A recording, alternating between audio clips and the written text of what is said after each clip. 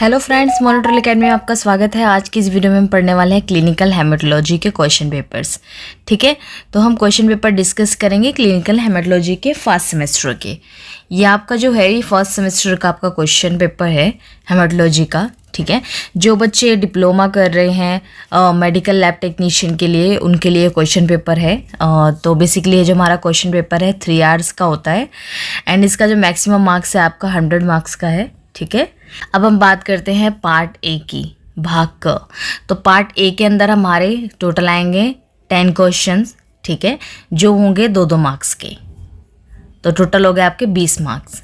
ठीक है, तो सबसे फर्स्ट क्वेश्चन है name the cellular constituent of blood. तो जो ब्लड का सेलुलर कंस्टिट्यूएंट्स है उसका नाम बताइए। तो आपका ये क्या है कि ये 2 मार्क्स का है, तो 2 मार्क्स में आप कितना लिख सकते हैं? 2 मार्क्स में आप इसमें 2 चीज़ें बता सकते हैं। ठीक है, तो फ्रेंड्स आपको पता होना चाहिए कि जो सेलुलर कंस्टिट्यूएंट्स ऑफ ब्लड है वो कौन कौन से हैं। तो सबसे पहला आता है आपका आरबीसी, डब्ल्यूबीसी एंड प्लेटलेट। तो आपको तो 3 पता है, डब्ल्यूबीसी पता है, आरबीसी पता है, प्लेटलेट पता है। इनकी आप अगर अपना क्वेश्चन सॉल्व कर रहे हैं तो ध्यान रखिए कि आपको फुल फॉर्म लिखना ज़रूरी है। अगर आप आरबीसी शॉर्ट फॉर्म में लिख रहे हैं तो उसको फुल फॉर्म भी लिखिए, red blood cell, white blood cell and platelet. तो ये तीनों क्या हैं कि ये कंस्टिट्यूएंट्स ऑफ ब्लड के। तो आपको आंसर कैसे लिखना है? So name the cellular constituent of blood. Answer में लिखना है the cellular constituent of blood is red blood cell, white blood cell and platelet. ठीक है, एंड अगर आप और भी कुछ लिखना चाहते हैं तो आरबीसी, डब्ल्यूबीसी एंड प्लेटलेट के बारे में लिख सकते हैं या उनका डायग्राम ड्रॉ कर सकते हैं। ठीक है, तो ये आपके 2 मार्क्स के क्वेश्चन में आता है। So write any 2 functions of blood. So blood के आपको क्या करने हैं? 2 फंक्शन बताने हैं। Write any 2 function of blood. तो फ्रेंड्स आपको पता होना चाहिए कि जो ब्लड के फंक्शंस होते हैं वो क्या क्या होते हैं। ठीक है, तो सबसे पहले एक बात ध्यान रखिए, जो ब्लड होता है वो ऑक्सीजन को ट्रांसपोर्ट करता है पूरी बॉडी के अंदर। ठीक है, तो ये ट्रांसपोर्टेशन में हेल्प करता है ऑक्सीजन के। ठीक है, एंड न्यूट्रिएंट्स। ठीक है, ऑक्सीजन हो गया आपका, न्यूट्रिएंट्स हो गया। ठीक है, तो ये जो 2 चीज़ें हैं आप इसमें लिख सकते हैं। वैसे तो ब्लड के और भी सारे फंक्शंस हैं, लेकिन आपको यहाँ पे 2 मार्क्स में लिखने हैं तो आप 2 ही चीज़ें लिखेंगे। ठीक है, इसको आप थोड़ा एक्सप्लेन कर सकते हैं। Right the use of anticoagulants and name 2 anticoagulants. ठीक है, तो यहाँ पर क्या है कि आपको क्या करने हैं, 2 एंटीकोगुलेंट्स के नाम लिखने हैं। ठीक है, सो क्या है फ्रेंड्स, जो एंटीकोगुलेंट्स होते हैं आपको पता है कि जो एंटीकोगुलेंट्स होते हैं वो क्या करते हैं, ये क्या करते हैं, ब्लड क्लॉट को प्रिवेंट करते हैं। ठीक है, तो एंटीकोगुलेंट को हम यूज़ करते हैं जब हमें ब्लड क्लॉट को प्रिवेंट करना होता है। जैसे कि आप ब्लड सैंपल्स लेते हो। ठीक है, अगर आपने ब्लड सैंपल लिया तो आप जो वायल्स यूज़ करते हैं, एक तो आपका होता है सीरम ट्यूब, एक आपका होता है EDTA ट्यूब, एक आपका होता है सोडियम फ्लोराइड ट्यूब, एक आपका होता है सोडियम साइट्रेट ट्यूब। ठीक है, तो ये जो वायल्स होती हैं आपको पता है इनका नाम है ऐसा क्यों? सीरम क्या है? सीरम के अंदर ना सिर्फ जेल होता है जो कि ब्लड और सीरम को जो है वो सेपरेट करता है। ठीक है, EDTA हमारे थायलिन डायमंड टेट्राएसिटिक एसिड होता है जो एक एंटीकोगुलेंट है जो ब्लड को क्लॉट होने से रोकता है। ठीक है, सोडियम फ्लोराइड भी आपका एक एंटीकोगुलेंट है जो क्या करता है कि ब्लड को क्लॉट होने से रोकता है। एंड सोडियम साइट्रेट ये भी एक एंटीकोगुलेंट है, ये भी ब्लड क्लॉट होने से रोकता है। तो एक आता है वारफरिन होता है। ठीक है, ये सारे एंटीकोगुलेंट्स जो होते हैं ये आपके बहुत यूज़फुल होते हैं ब्लड को प्रिवेंट करने में। ठीक है, सीरम होता है, सीरम में कोई एंटीकोगुलेंट नहीं होता, तो इसमें क्या है कि ब्लड क्लॉट हो जाता है। बाकी सारे में एंटीकोगुलेंट्स होते हैं। ठीक है, so write the main difference in the composition of venous and capillary blood. तो वेनस ब्लड और कैपिलरी ब्लड में क्या डिफरेंस है? ठीक है, दोनों में आपको डिफरेंस लिखने हैं। तो सबसे पहले फ्रेंड्स आपको पता होना चाहिए कि difference between the venous and capillary blood, इन दोनों के बीच में आपको डिफरेंस पता होना चाहिए। तो वेनस ब्लड आप कहाँ से कलेक्ट करते हैं? वेन से, ठीक है। जब आप वेनस ब्लड कलेक्शन करते हैं तो आपको जो इसमें ब्लड क्वांटिटी है इसमें ज़्यादा मिलती है, ठीक है, हाइयर। कैपिलरी ब्लड में आपको ड्रॉप मिलता है, ड्रॉप, ठीक है, ड्रॉप ब्लड। तो जो वेनस ब्लड है उसमें आप कई सारे टेस्ट रन कर सकते हैं। कैपिलरी ब्लड में आप सिर्फ ब्लड ग्रुपिंग कर सकते हैं और अपना शुगर चेक कर सकते हैं, क्योंकि आपको ये क्या है, ड्रॉप ब्लड मिल रहा है। जो वेनस ब्लड है इसमें आपकी एक्यूरेसी ज़्यादा होती है अदर देन कैपिलरी ब्लड, ठीक है। तो दोनों में काफ़ी ज़्यादा डिफरेंसेस होते हैं। इनके जो बेसिकली हीमोग्लोबिन है, प्लेटलेट काउंट है, जो सेल्स काउंट है, इनमें बहुत ज़्यादा डिफरेंस है, ठीक है। तो इसलिए जो इनके कंपोजिशन है वो भी अलग अलग होते हैं। जो इनका पीएच है वो भी क्या है, डिफरेंट है, ठीक है। तो वेनस और कैपिलरी ब्लड कलेक्शन में बहुत डिफरेंस है। So define erythropoiesis. तो फ्रेंड्स हमने पढ़ा था कि रिथ्रोपोइसिस क्या होता है, इसकी वीडियो भी बनी हुई है फ्रेंड्स। रिथ्रोपोइसिस क्या होता है आपका, इसकी डेफिनेशन लिखनी है आपको 2 मार्क्स के अंदर। तो 2 मार्क्स में आप क्या लिखेंगे? सो जो रिथ्रोपोइसिस होता है हमारा, ये क्या है कि रेड ब्लड सेल्स जो प्रोड्यूस होता है, प्रोड्यूस होने का जो प्रोसेस है, रेड सेल प्रोड्यूस होने का जो प्रोसेस है, दैट इज कॉल्ड रिथ्रोपोइसिस, ठीक है। पोइसिस के आप स्टेप्स भी इसमें लिख सकते हो, ठीक है। Write the use of tourniquet in blood collection. जब भी आप ब्लड कलेक्शन करते हैं तो टॉर्निकेट अप्लाई करते हैं, क्यों? आपको बताना है कि आप क्यों यूज़ करते हैं। सबसे फर्स्ट ऑफ ऑल, जब आप टॉर्निकेट अप्लाई करते हो, ठीक है, जब आप उसको बैंड करते हो, यहाँ पर अप्लाई करते हो आप टॉर्निकेट, जैसे टाइटली बांधते हो, यहाँ पे ब्लड कलेक्शन करते हो हैंड के ऊपर, ठीक है। तो आप ये क्यों अप्लाई करते हैं? बेसिकली टॉर्निकेट जब हम अप्लाई करते हैं तो जो ब्लड का फ्लो है वो काफ़ी ज़्यादा हो जाता है। तो कुछ ऐसे टेस्ट होते हैं जिसमें हम टॉर्निकेट अप्लाई नहीं करते, जैसे कि जब आप कैल्शियम का सैंपल ले रहे हों उस टाइम पर हम टॉर्निकेट अप्लाई नहीं करते, ठीक है। सो यहाँ पर आपको यूजेस बताने हैं टॉर्निकेट के। एक तो क्या है कि ब्लड फ्लो। टॉर्निकेट आप तब भी अप्लाई कर सकते हो जब बहुत ज़्यादा ब्लीडिंग हो रही हो, ठीक है। आपने देखा होगा कि कभी कोई एक्सीडेंटल केस होता है, उस टाइम पर जब बहुत ज़्यादा ब्लीडिंग हो रही होती है तो उस टाइम पे ना टॉर्निकेट अप्लाई किया जाता है या कुछ ऐसी चीज़ अप्लाई की जाती है जिससे वहाँ टाइटली पैक हो जाए और प्रेशर ना हो, वहाँ पे ब्लड फ्लो ज़्यादा ना हो। तो जो एक्सटर्नल ब्लीडिंग होती है उसके लिए भी ये टॉर्निकेट यूज़ होता है, ठीक है, ब्लीडिंग को स्टॉप करने के लिए। अब आता है हमारा question, what is reticulocyte? Retic क्या होता है? Red blood cells. सो जो हमारे इमेच्योर रेड ब्लड सेल्स हैं, तो जो हमारे इमेच्योर रेड ब्लड सेल्स हैं फ्रेंड्स, वो क्या है, जब बोन मैरो में प्रोड्यूस होते हैं, इमेच्योर ब्लड सेल्स जब बोन मैरो में प्रोड्यूस होती है और ये क्या है, ये रिलीज होती है ब्लड के अंदर, तो वो क्या होता है, हमारा रेटिकुलोसाइट काउंट होता है। तो रेटिकुलोसाइट काउंट बेसिकली हमारे इमेच्योर ब्लड सेल्स होते हैं, ठीक है, इमेच्योर ब्लड सेल्स। तो बेसिकली जब आप इमेच्योर ब्लड सेल्स देखते हैं, इमेच्योर ब्लड सेल्स आप कब देखते हैं? जैसे रेटिक काउंट एक टेस्ट है, ठीक है, रेटिकुलोसाइट काउंट एक टेस्ट है जब एनीमिया का केस होता है, ठीक है, एनीमिया को डायग्नोस करने के लिए, एनीमिया को डायग्नोस करने के लिए हम रेटिकुलोसाइट काउंट करते हैं। इतना इनफ है आपके 2 मार्क्स में, ठीक है। So write the classification of WBC and their percentage. WBC का जो क्लासिफिकेशन है, white blood cell, white blood cells जो होता है हमारा, ये हमारे जो इसके नॉर्मल परसेंटेज की बात करें तो वाइट ब्लड सेल का जो नॉर्मल परसेंटेज है वो हमारा न्यूट्रोफिल होता है 40 to 60%। आपका इसमें लिम्फोसाइट होता है, मोनोसाइट होता है, इस्नोफिल होता है, बेसोफिल होता है, ठीक है। तो इनमें ना सबके अलग अलग परसेंटेज होते हैं। अकॉर्डिंग टू लैब्स देखें तो सबके जो परसेंटेज आपको मिलेंगी, नॉर्मल रेंजेस जो मिलेंगी वो अलग अलग होती हैं, डिफरेंट होती है। समथिंग आपको सिमिलर दिखेंगे, कभी कुछ लैब्स के आपको सिमिलर दिखेंगे पर कुछ के डिफरेंट भी होते हैं, ठीक है। तो आप इसको जो है WBC को किस तरीके से क्लासिफाई कर सकते हो। इसका जो क्लासिफिकेशन है आप इस तरीके से कर सकते हैं कि इसको आप ल्यूकोसाइट भी बोलते हैं, WBC को हम ल्यूकोसाइट भी बोलते हैं, ठीक है। WBC को आप ल्यूकोसाइट भी बोलते हैं, ठीक है। ये आपका इम्यून सिस्टम को प्रोटेक्ट करता है। इस WBC का क्लासिफिकेशन बहुत इजी है, ठीक है। वाइट ब्लड सेल क्या करता है, बेसिकली आपको क्या है कि फॉरेन पार्टिकल से प्रोटेक्ट करता है।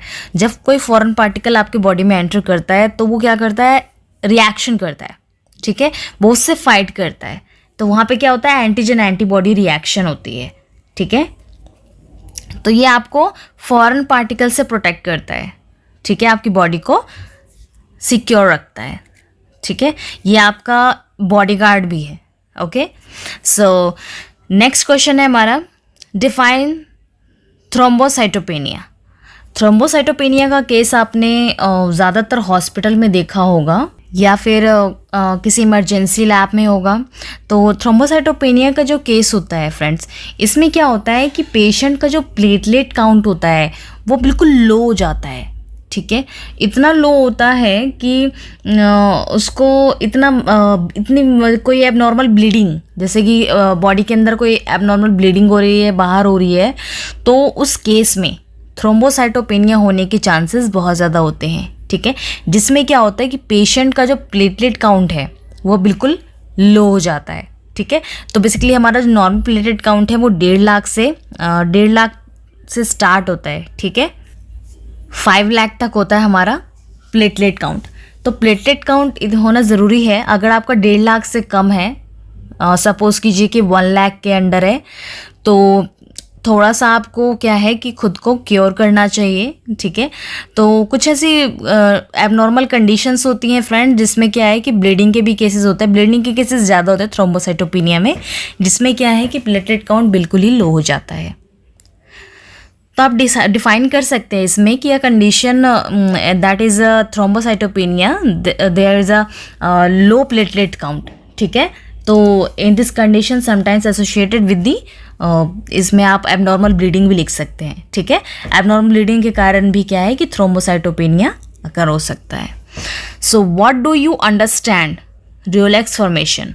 तो रियोलेक्स फॉर्मेशन फ्रेंड्स, आप जानते हैं कि रियोलेक्स फॉर्मेशन क्या होता है। हम रियोलेक्स फॉर्मेशन वीडियोस में डिस्कस कर चुके हैं, आपको बहुत ही आसानी से पता होगा कि आप इसमें अंडरस्टैंड हो कि रियोलेक्स फॉर्मेशन के रिगार्डिंग। रियोलेक्स फॉर्मेशन होता है जब आरबीसीज एक दूसरे के ऊपर स्टैक हो जाते हैं, ठीक है, ऐसे स्टैक हो जाते हैं, तो that is called a rouleaux formation, ठीक है। तो इसमें लिख सकते हैं ये ऐसा एक फिनोमिना है जिसके अंदर क्या है कि जो रेड ब्लड सेल्स है, ये जो रेड ब्लड सेल्स है एक दूसरे के ऊपर स्टक हो जाती है, जैसे चेन बन रही हो, ठीक है। ये एक चेन बना लेती हैं और बिल्कुल पेरिफेरल स्मेयर पे बिल्कुल वैसी दिखेंगी, आपको चेन की तरह दिखेंगी। तो that is a rouleaux formation, ठीक है। सो नेक्स्ट क्वेश्चन है हमारा, name the site of formation of RBC. तो बेसिकली जो आपको बहुत इजी क्वेश्चन है, ये क्वेश्चन आप ना बिल्कुल सेकेंड्स में कर देंगे। तो जो साइट है आरबीसी का, जो फॉर्मेशन साइट है, कहाँ से फॉर्म होता है आरबीसी, ठीक है। सबसे easy question, bone marrow.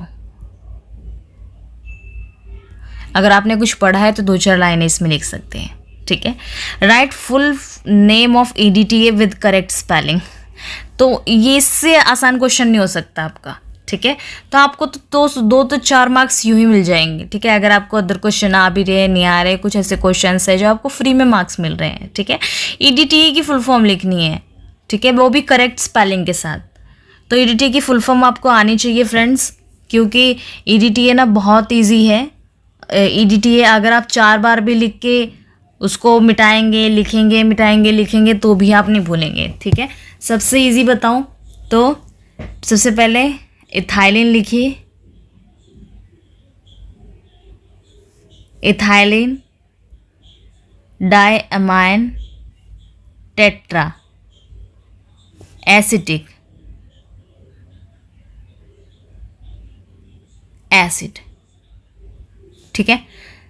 Ethylene diamine tetra acetic acid, that's it. आपको 2 मार्क्स मिल गए इसमें। Why do you discard first drop of blood after capillary puncture? So ये तो बहुत ही नॉलेजेबल क्वेश्चन है कि जो आप फर्स्ट ड्रॉप पिक करते हैं, पंच करते हैं, पंचर करते हैं, वो क्यों डिस्कार्ड करते हैं, ठीक है। Y do you discard first drop of blood after capillary puncture? तो बता सकते हैं आप इजीली तरीके से आप क्यों डिस्कार्ड करते हो फ्रेंड्स।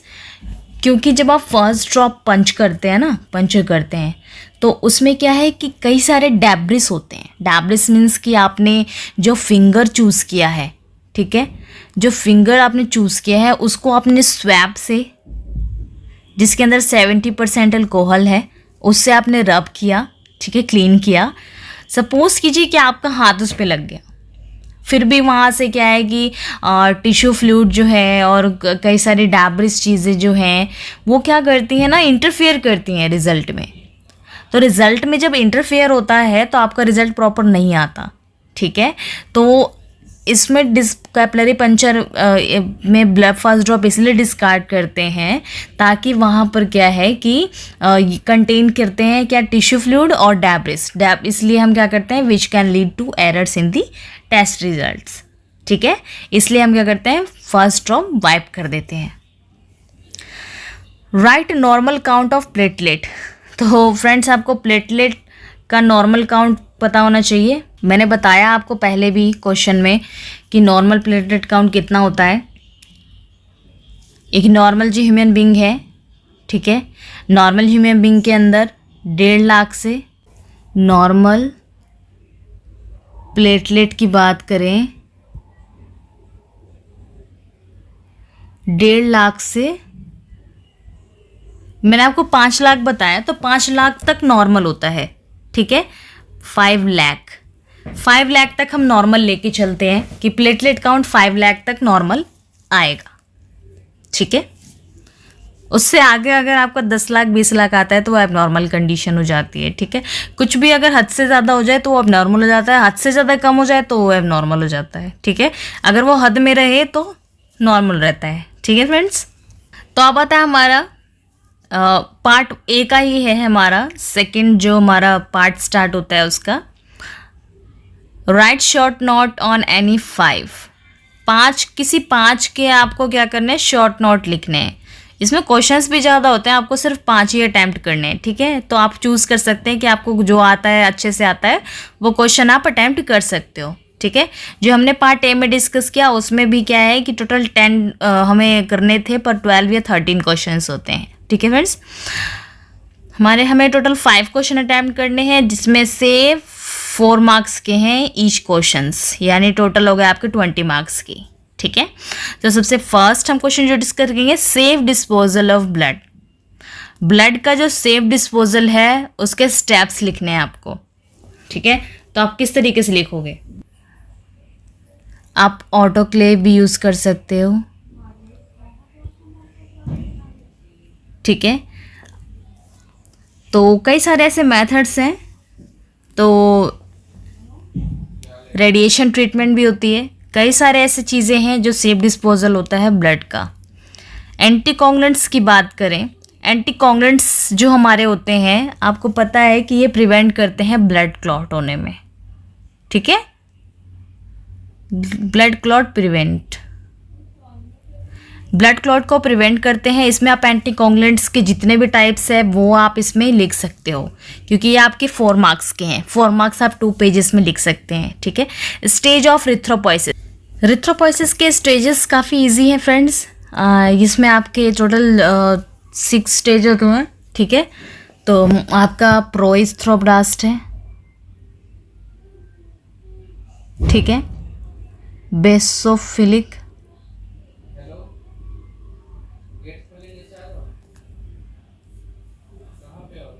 इसमें आपका पॉलीक्रोमैटोफिलिक, ऑर्थोक्रोमैटिक, आपका रेटिकुलोसाइट आपका आता है इमेच्योर ब्लड, ठीक है। इसके बाद आता है आपका मैच्योर ब्लड, मैच्योर आरबीसी। जो पोएसिस होता है, ठीक है, रिथ्रोसाइट्स जो होते हैं वो आपका दूसरा नाम है उसका आरबीसी, ठीक है, रेड ब्लड सेल। तो आप कंफ्यूज मत होना। वाइट ब्लड सेल्स को टोटल ल्यूकोसाइट टीएलसी कहते हैं, ठीक है, डब्ल्यूबीसी को रिथ्रोसाइट कहते हैं। तो इसमें आपको कंफ्यूज नहीं होना है डब्ल्यूबीसी आरबीसी में, ठीक है। सो ये इसके स्टेजेस हैं। Safety measures at the time of blood collection, आपको ब्लड कलेक्शन के टाइम पे क्या क्या सेफ्टी मेजर्स रखने हैं, ठीक है। तो सबसे पहले तो आप जो है वो अपना एप्रिन, अपना ग्लव्स, अपना जो भी प्रोटोकॉल है वो फॉलो करेंगे। और जब भी आप ब्लड कलेक्शन करते हैं तो सबसे पहले जो आप एंटीसेप्टिक यूज़ कर रहे हैं वो 70% अल्कोहल होना चाहिए। उसको यूज़ करने का तरीका पता होना चाहिए आपको, ठीक है। काफ़ी सारे निडल स्ट्रिक इंजरीज़ भी होती हैं इसमें, तो वो आपको ध्यान रखना है। तो सेफ्टी मेजर्स में ना आप काफ़ी सारी चीज़ें लिख सकते हो अपनी तरफ से, ठीक है। Different part of microscope and working principle. Compound microscope आपको पता होना चाहिए। माइक्रोस्कोप का फ्लोरोसेंट है, अल्ट्रा माइक्रोस्कोप है, डार्क फील्ड माइक्रोस्कोप है, ब्राइट फील्ड माइक्रोस्कोप है, कंपाउंड माइक्रोस्कोप है। काफ़ी सारे माइक्रोस्कोप्स होते हैं। तो सारे माइक्रोस्कोप को आप बहुत ही उनका जो डायग्राम है, सबसे मस्ट उनका डायग्राम होता है। डायग्राम अगर आपने बना दिया ना, उसको लेबल कर दिया, तो आपको यूं ही मार्क्स मिल जाएंगे। तो कंपाउंड माइक्रोस्कोप का आपका उसको डिफरेंट पार्ट्स के नाम लिखने हैं, ठीक है। वो वर्क कैसे करता है, उसका प्रिंसिपल क्या है, वो आपको इसमें मेंशन करना है। Method of sterilization of glassware, तो ग्लासवेयर को स्टरलाइज आप किस किस मेथड से कर सकते हो, तो आपको जो जो मेथड पता है उससे आप कर सकते हैं। तो यहाँ पर अगर मैं कुछ मेथड्स के नाम बताऊँ तो सबसे फर्स्ट आता है हमारा ड्राई हीट। ड्राई हीट आप क्या करते हैं कि इसमें जो ग्लासवेयर्स होते हैं वो आप 160 टू 170 डिग्री सेल्सियस पे क्या है कि 2 to 4 आवर्स के लिए छोड़ देते हैं, ठीक है। तो ये ग्लासवेयर्स आपका क्या है कि जो स्ट्राइल हो जाता है, ठीक है। एक होता है आपका बॉइलिंग, एक गैस एंड केमिकल्स, काफ़ी सारे हैं जो स्टरलाइजेशन के लिए हम बेसिकली यूज़ कर रहे हैं, ठीक है। प्रिंसिपल ऑफ रोमांस की स्टेन, तो बेसिकली जो रोमांस की स्टेन है उसका प्रिंसिपल क्या है। तो रोमांस की स्टेन में क्या होता है कि ये जो डाइज होते हैं ये क्या करते हैं कि न्यूक्लिक एसिड को बाइंड करते हैं, न्यूक्लिक एसिड को बाइंड करते हैं, जिसकी वजह से क्या होता है कि ब्लू टू पर्पल कलर हो जाता है इसके न्यूक्लियस का। Feature of ideal blood smear, तो आइडियल ब्लड स्मीयर जो होता है आपको पता है कि एक जो परफेक्ट स्मीयर होता है वो कैसा दिखता है। तो यहाँ पे हेड और टेल होता है, ठीक है, ये स्मीयर है, ठीक है। अगर आप एक परफेक्ट स्मीयर बनाते हैं ना तो आप एक आइडियल ब्लड स्मीयर बना सकते हैं, ठीक है। तो इतनी ही दूरी पे ये होना चाहिए और इसका हेड और टेल होना चाहिए। क्या आप स्मीयर बना सकते हैं फ्रेंड्स? आप अपनी लैब में ना एक स्मीयर बना के देखिए, ब्लड स्मीयर, ठीक है। किसी का भी ब्लड लेके आप स्मीयर बनाइएगा। जो ड्रॉप आप लेते हैं ना, यहाँ ड्रॉप बहुत हल्की ड्रॉप लेनी होती है। फिर आपको एक स्लाइडर, एक परफेक्ट स्लाइडर बनाना होता है। अपना एक पर्सनल परफेक्ट स्लाइडर बनाइए जिससे आप स्लाइडिंग कर सकते हैं इजीली तरीके से, ठीक है। तो ये तो हमारा था सेकंड क्वेश्चंस के पार्ट्स थे, ठीक है, ये हमारे फिनिश हो गए। अब आता है हमारा last part B. Part B के अंदर आपको टोटल 3 क्वेश्चंस अटैम्प्ट करने हैं। ये थोड़े लेंदी क्वेश्चन होते हैं। ये क्या होते हैं, 3 क्वेश्चन ही आपके 20 मार्क्स के होते हैं, टोटल आपके 60 मार्क्स के, ठीक है। 20 मार्क्स के तीनों क्वेश्चन है। तो आपसे यहाँ पर 3 क्वेश्चन तो पूछे जा रहे हैं, बट यहाँ पे आपको 5 क्वेश्चंस प्रोवाइड हैं, ठीक है। टोटल 5 क्वेश्चंस मिल रहे हैं जिसमें से आपको 3 अटैम्प्ट करने हैं। तो सबसे फर्स्ट क्वेश्चन है write note on part, functions, principle, working of cell counter. अगर आपने सेल काउंटर के बारे में पढ़ा है, अगर मेरी वीडियो देखी है आपने सेल काउंटर की, तो आपको पता होगा कि सेल काउंटर क्या है और इसका पार्ट क्या है, फंक्शन क्या है, प्रिंसिपल क्या है, वर्किंग क्या है। आपको ना ये जो मार्क्स जो है ये वो डिवाइडेड है, ठीक है। Parts, function, principal of working, ठीक है। पार्ट्स लिखने हैं आपको इसके 4 मार्क्स के, फंक्शन लिखने हैं 4 मार्क्स के, प्रिंसिपल ऑफ वर्किंग लिखने हैं 2 मार्क्स के। अब मैं बता दी फ्रेंड्स इस क्वेश्चन को अटैम्प्ट करने का तरीका क्या होता है। जो आपके पार्ट है ना वो 4 मार्क्स के हैं। तो जो सेल काउंटर एक मशीन है, ठीक है, जो सेल्स को काउंट करने के लिए यूज़ होती हैं। तो उसका जो पार्ट है, जितने भी पार्ट हैं, सबसे पहले तो आप उसका डायग्राम सीख लीजिए। सेल काउंटर का डायग्राम होता है वो कैसा होता है, ठीक है, आपको ये पता होना चाहिए। उसको आप ड्रॉ कर लीजिए, उसके जितने भी पार्ट्स हैं उसके नाम लिख लीजिए, उसमें क्या क्या है, थर्मोमीटर है, क्या है, उसका डोर है, स्टील का डोर है, और उसमें कितने चैम्बर्स हैं, जो भी हैं, और सेल को कैसे काउंट करता है, जो जितनी भी चीज़ें हैं वो कैसे इलेक्ट्रिक पावर कैसे मिल रही है उसको। तो उसके जो पार्ट्स है ना, पार्ट्स के नाम प्लस में उसका वर्किंग, मतलब वो क्या वर्क कर रहा है, ठीक है, वो आप लिख लीजिए। ये आपके 2 पेजेस में आ जाएंगे, ठीक है। फंक्शन की बात करें तो सेल काउंटर जो होता है वो क्या करता है, क्या फंक्शन करता है 4 मार्क्स में। आप इसमें लाइनें बना के लिखिए, उसमें फंक्शन क्या कर रहा है, सेल काउंटर के क्या क्या फंक्शंस हैं। एक तो क्या कर रहा है, सेल को काउंट कर रहा है, ठीक है, सेल को काउंट कर रहा है, उसकी साइज़, उसका साइज़ बता रहा है सेल का क्या साइज़ है, ठीक है, उसकी वेबिलिटी, उसकी शॉर्टिंग, उसका डाटा, ये सब कुछ आपका फंक्शन में आता है, ठीक है। वो प्रेजेंटेशन, जो सेल काउंट, जो कितनी डाटा विजिबिलिटी है उसकी प्रेजेंटेशन देता है, ये सारा आपका फंक्शन में आ जाएगा। ये आपके 4 मार्क्स के। Principle of working, cell counter का प्रिंसिपल क्या होता है, ठीक है, ये क्या करता है, इलेक्ट्रिकल इम्पेंडेंस है, ठीक है, जो लाइट को स्कैटरिंग करता है, मतलब लाइट स्कैटरिंग एंड इमेजिंग।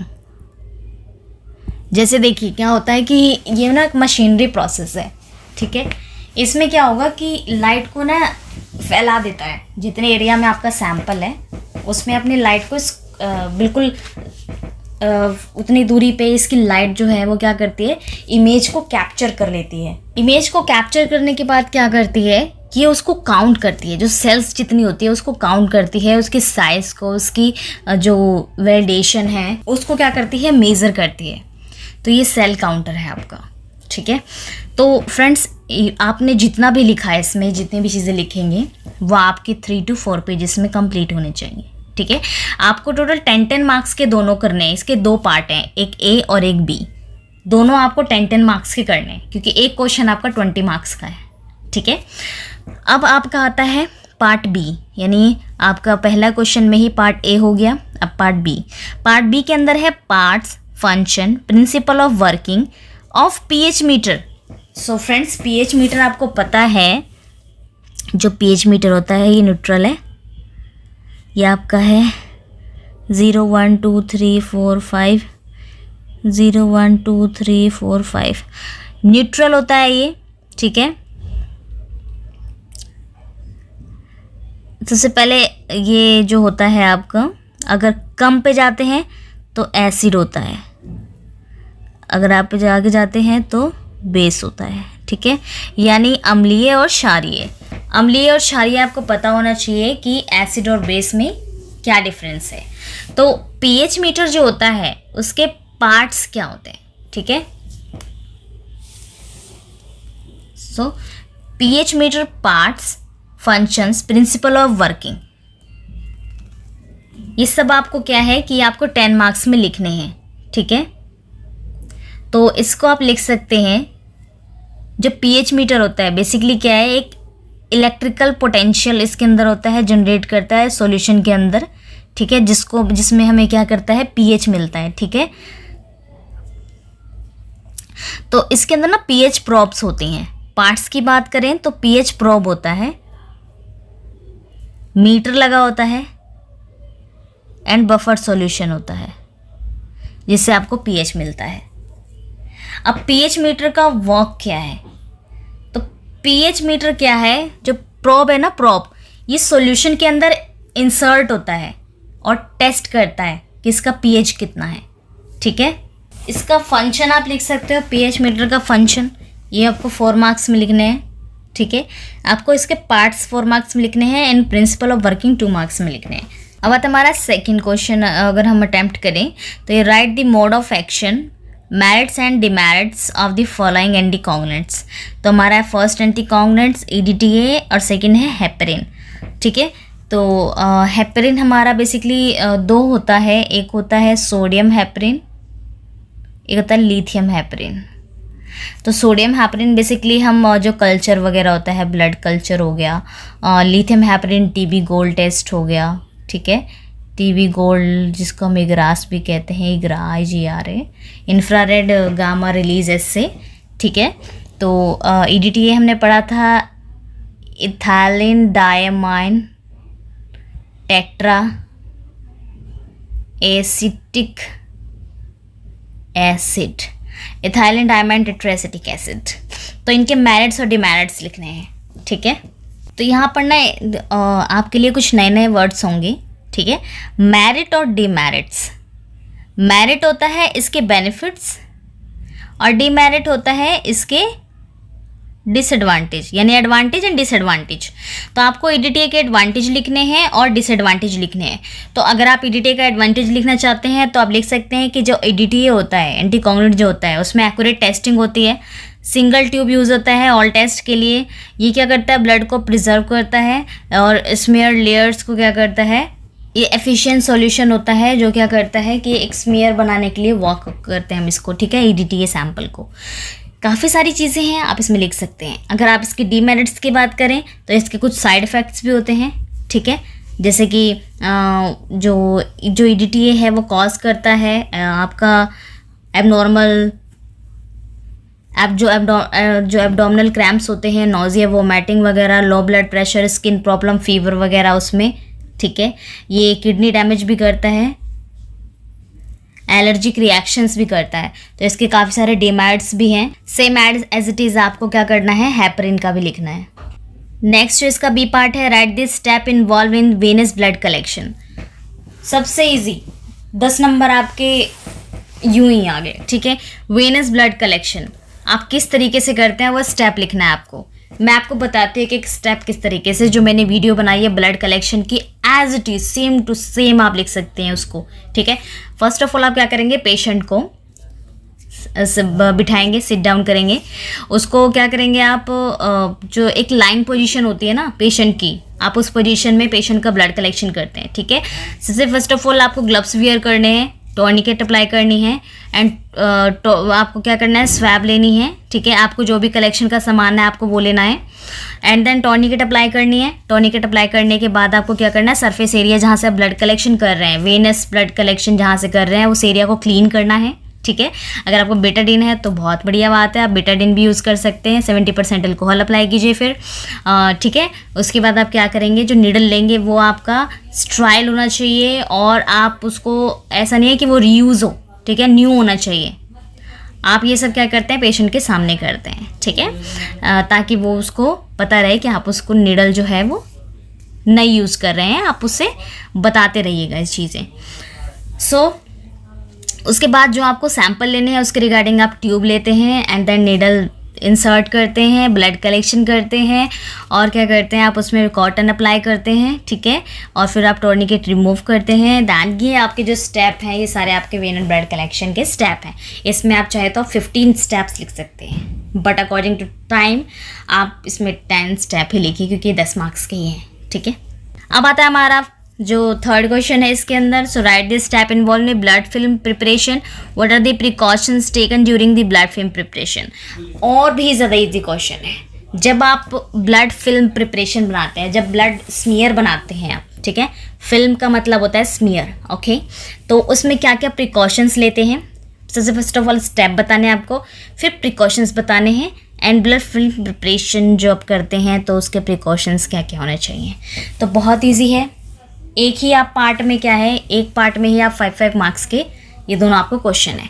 तो 5 मार्क्स में आप 5 लाइनें लिख सकते हैं, 5 लाइन के आप ज़्यादा लिख सकते हैं। ब्लड फिल्म प्रिपरेशन किस तरीके से करते हैं, तो सबसे पहले क्या है कि आप ब्लड ड्रॉ करेंगे।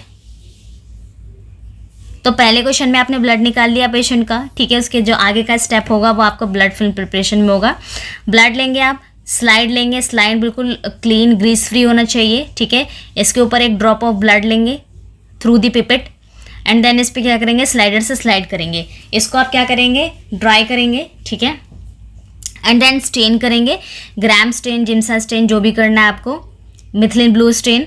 और स्टेन करने के बाद आप क्या करेंगे, माइक्रोस्कोप में ऑब्जर्व करेंगे उसको ड्राई होने के बाद, ठीक है। अब इसमें प्रिकॉशंस क्या रखने हैं? प्रिकॉशंस यही है फ्रेंड्स कि जब आप स्लाइड ड्रॉ करेंगे तो आपका जो स्लाइड है वो वॉश होना चाहिए, ठीक है, ग्रीस फ्री होना चाहिए। आप जो स्मीयर बनाने के लिए स्लाइडर यूज़ कर रहे हैं वो न्यू होना चाहिए। और जब तक जो स्लाइड है वो अच्छे से ड्राई ना हो जाए तब तक आप उसको वॉश मत कीजिए, ठीक है, उसको स्ट्रेन मत कीजिए। और वॉशिंग जो है वो स्ट्रेन के टाइम पे टाइमिंग टू टाइमिंग होनी चाहिए। ये आपके प्रिकॉशंस में आ गए, ठीक है। बी पार्ट की बात करें तो write this step involve in staining of blood film in Leishman stain, so write the importance of blood film study. तो जो बेसिकली हेज़मैन स्ट्रेन है, तो इसके अंदर जो ब्लड फिल्म की स्ट्रेनिंग होती है वो स्ट्रेनिंग भी मैंने आपको यहाँ बता दी किस तरीके से करनी है। तो यहाँ पे क्या है कि आप स्ट्रेनिंग जो प्रोसेस है वो लिखिए और इम्पोर्टेंस क्या है ब्लड फिल्म स्टडी की।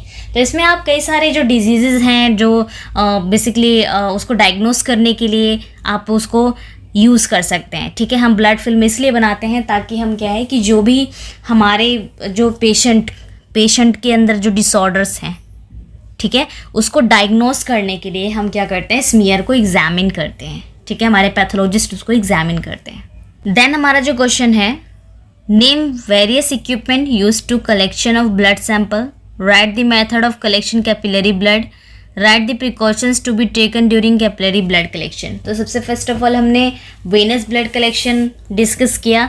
अब हमारा आता है capillary blood collection. Capillary blood collection आप कहाँ से लेते हैं? फिंगर से लेते हैं। तो फिंगर का जो कलेक्शन है वो आपको सारा इसमें लिखना है, ठीक है। Add a note of selection of capillary puncture site in a respect adult children with reason. तो क्या है कि जो कैपिलरी पंचर साइट होता है एडल्ट में आपने देखा होगा कि फिंगर से लेते हैं। देखिए यहाँ पे फिंगर दिख रहा है, हम यहीं से पंचर कर देते हैं, ठीक है। एंड देन जो चिल्ड्रंस होते हैं, जो बच्चे होते हैं, उनका ना फुट होता है, ठीक है, उनके यहाँ से लेते हैं। फुट जो होता है उनका यहाँ से लिया जाता है, ठीक है। जब आप लेंगे बच्चों का सैंपल तो आपको पता चल जाएगा। एंड लास्ट क्वेश्चन आता है हमारा, right a note on cleaning of glassware in haematology lab. Haematology lab के अंदर हम जो क्लीनिंग ऑफ ग्लासवेयर है वो हम किस तरीके से करते हैं वो आपको प्रोसेस लिखना है, ठीक है। 10 मार्क्स के अंदर आप 10 स्टेप लिख सकते हो। Right this step involve in thrombopoiesis. Thrombopoiesis हमने डिस्कस किया, स्टार्टिंग में क्वेश्चन था, ठीक है। थ्रोम्बोपोइसिस जो जितने भी स्टेप हैं, थ्रोम्बोपोइसिस के जो स्टेप्स होते हैं, ठीक है, मेगाकार्योसाइट डेवलपमेंट होती है, फिर प्लेटलेट फॉर्मेशन होती है, ठीक है, फिर प्लेटलेट रिलीज होता है। तो काफ़ी सारे स्टेप है इसके अंदर, वो सारे स्टेप आपको इसमें डिस्कस करने हैं। अगर आपको ये हार्ड क्वेश्चन लगता है तो आप पहले के 3 क्वेश्चन 4 क्वेश्चन वो अटैम्प्ट कर सकते हो, ठीक है। तो फ्रेंड्स हमारा जो हेमेटोलॉजी का क्वेश्चन पेपर है वो यहीं पे फिनिश होता है। सो फ्रेंड्स कमेंट में बताइएगा कि आपको ये जो क्वेश्चन पेपर है वो ईजी लगा या हार्ड लगा, ठीक है। मैं मतलब जो सॉल्यूशन है इसका मैंने आपको कुछ बताया है, कुछ आपको खुद लिखने हैं, ठीक है। तो क्वेश्चन पेपर ज़्यादा हार्ड नहीं है मेरे अकॉर्डिंग, आप चाहें तो इसको इजीली तरीके से सॉल्व कर सकते हैं। सो फ्रेंड्स अगर आपको फर्स्ट सेमेस्टर के अलावा second semester, third semester, fourth semester, fifth semester, जिस भी सेमेस्टर्स के क्वेश्चन पेपर आपको डिस्कस करने हैं आप बता दीजिएगा, ठीक है।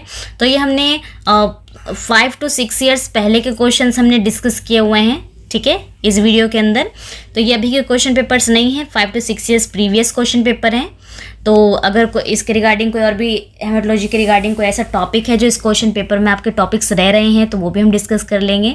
आप कमेंट बॉक्स में लिख दीजिएगा फ्रेंड्स। सो मिलते हैं नेक्स्ट वीडियो में। Thank you so much.